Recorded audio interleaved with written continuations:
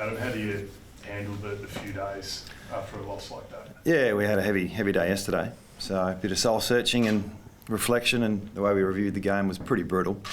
So yeah, that was done yesterday, and today's a new day. We move on and try and train our way into some form.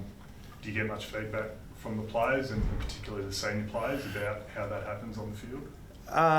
Yeah, a little bit. But it's, it's not like it's been a bit of a pattern. Obviously the scoreboard results, but our senior players, whilst we don't have many, some need to lift, and some are probably trying too hard and trying to help other players in different positions and forgetting the essence of the game. So yeah, we'll work through that.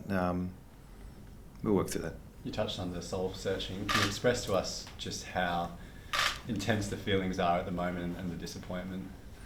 Not really. It's just it's get on with it, really. So no, I'm not in the depths of despair of it all. No, I knew that the journey that we're on is a big one. Didn't want a game like that, or the game we had against Adelaide, but we have. So it's about how resilient can you be, and what can you do to get out of it. So, and it's not a quick fix. How do you pick them up after that, just even confidence-wise and things like that? It's difficult. We got probably half our team who are 18 or 19, so they're just learning. And then you got the other guys who've come back from a longer-term injury, or senior players who we want them to lead as best they can and play at their best. And if we get that right, we're competitive. If we don't, we're vulnerable. So that's where we're at. What can fans expect on Sunday? Well, hopefully a better performance. Adam, in terms of the senior players, is that probably one of the more disappointing elements, that the ones out there with the experience you're not getting the output from? It probably shows you how much we need them. Yeah, so when they have poor days, and like I said, some of them are out of form, and some of them are probably trying too hard, and some are trying to lead too much. So we'll keep working on that, keep backing them in. What is the mood of the group? Obviously, back-to-back 100-point losses, and it sort of, for a lot of people, I think it feels like it's when is the end, where is it going? I imagine it's probably a question at times the players are asking themselves as well. I'm sure that's been spoken about, but we got a game to prepare for. We don't have a lot of players available at the moment. It's not like we can flip the list around. So we've got a unique list profile at the moment with veterans and 20-year-olds. So getting that right and being more competitive is our number one priority. I've said that for a lot of weeks. So you might get a couple of players back this week, but it's not going to look a lot different from a personnel point of view. So it's about how do we grow from the last couple of weeks, how do we get better, how do we stay resilient. So that mindset piece, obviously the availability is not there, so players going out pretty much knowing they can't lose their spot. They're not thinking that. They're not thinking that. Do players, is there a chance that they might be too comfortable there knowing? You think they're comfortable? No, I'm asking. No, they're not comfortable in their position, no. I'd suspect it'd be the other way. Because in that sense, obviously, one of the downfalls of a bad performance or ongoing performance would be you might lose your spot, but that obviously is not a situation that you have. I get what you're saying. I suppose if you look at what happened at Brisbane last week with Gunston and who was the other guy?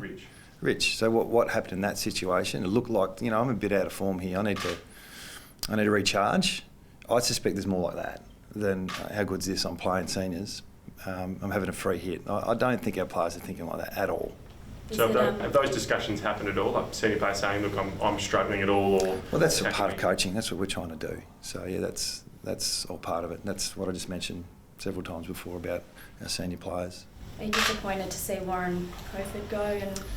He's been a legend, Warren. Yeah, he's been there since the day I got here, and massive part of our success. So obviously he winds up at the end of the year, and I wish him all the best and thank him for everything he's done for us. He's not the fall guy for the weekend's performance? No, we don't make those decisions on Sunday night. So I think that was made a few weeks ago. So the timing was probably a little bit off. We had the bye there we could have worked through, but yeah, it was working with Kof and what's best for him and how he wanted it announced, so that's what we did.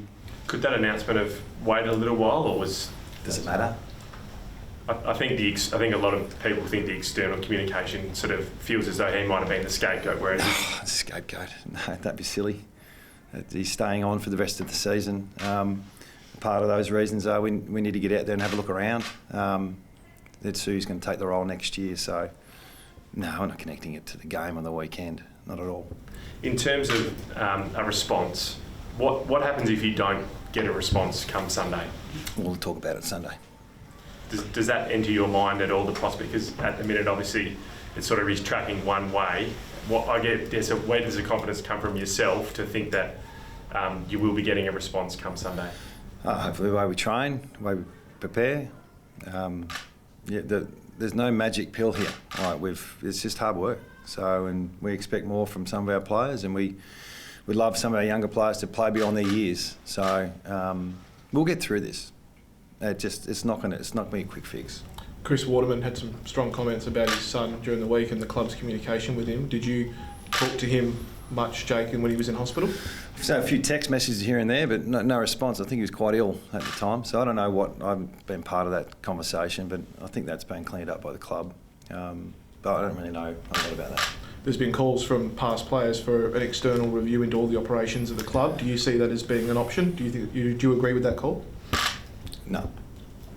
You mentioned before that it's not going to be a quick fix. Do you feel like there's a bit of common ground across the club now that it could be a very lengthy rebuild that could take a number of years? You don't know. Yeah, at the moment it looks like we're in despair, doesn't it? And you can understand after the weekend's performance everyone's criticism. And whenever we talk, and I talk, we're talking to our fans and our members, and we appreciate the poor performance was unacceptable.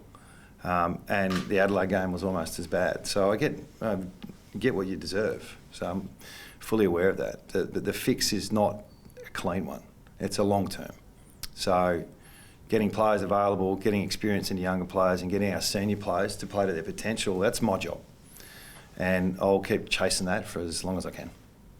Seems to be a campaign before you've even worked out draft picks to dissuade Harley Reid from being drafted. The last thing on my mind. It's not in my radar. I don't read anything or watch anything, and that's not in my wheelhouse at the moment.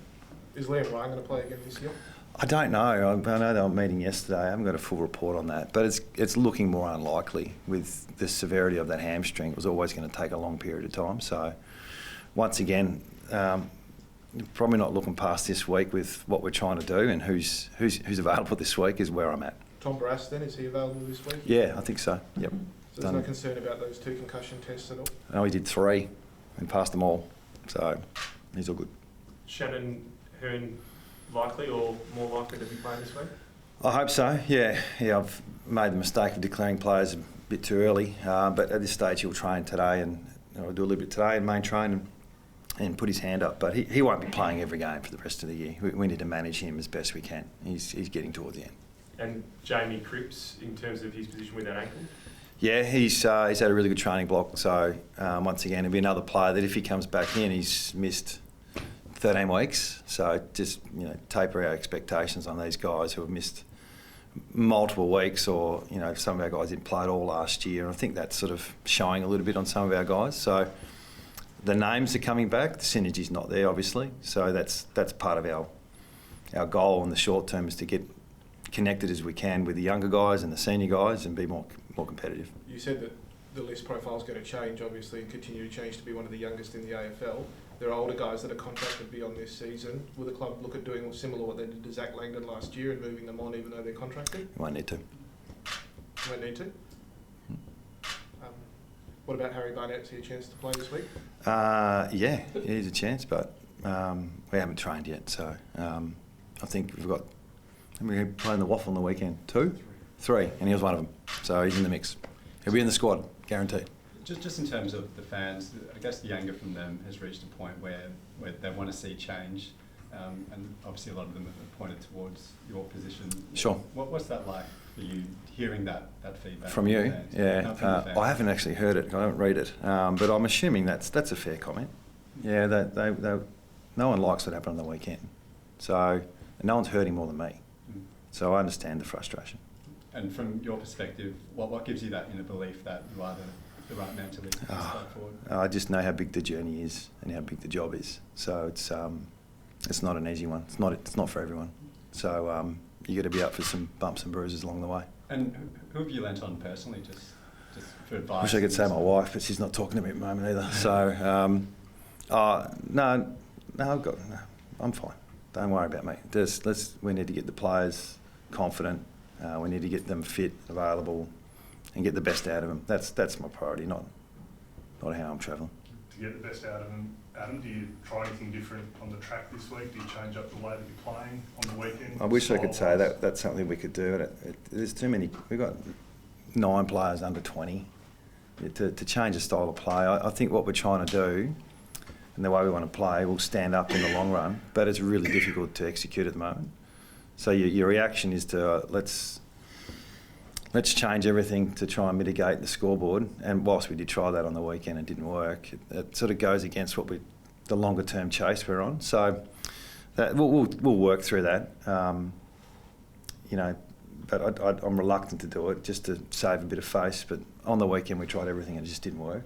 To implement a new style of play and let's go back to chipping the ball around and I think that's going backwards. So as much as it hurts at the moment, I'm still on a head forward. And the talk of the fan boycott for the first quarter, what would be your message to them in that sense? The message to the fans? I told you that when I talk to the fans. Look, I just, you just hope that people, as much as they're frustrated, that they support the club that's held them in pretty good stead for a long period of time. You just hope the support's still there and they've got our backs as much as it's hard to at the moment. But that's up to them. And coaching in good times is hard enough. How do you go about protecting yourself when there's so much external noise? I don't know what that means. Kind of like in terms of just looking after yourself and health-wise. Yeah. It's coaching. It's not. I'm not curing cancer. This is a tough job. It's not for everyone. But I've been in this industry since 1993.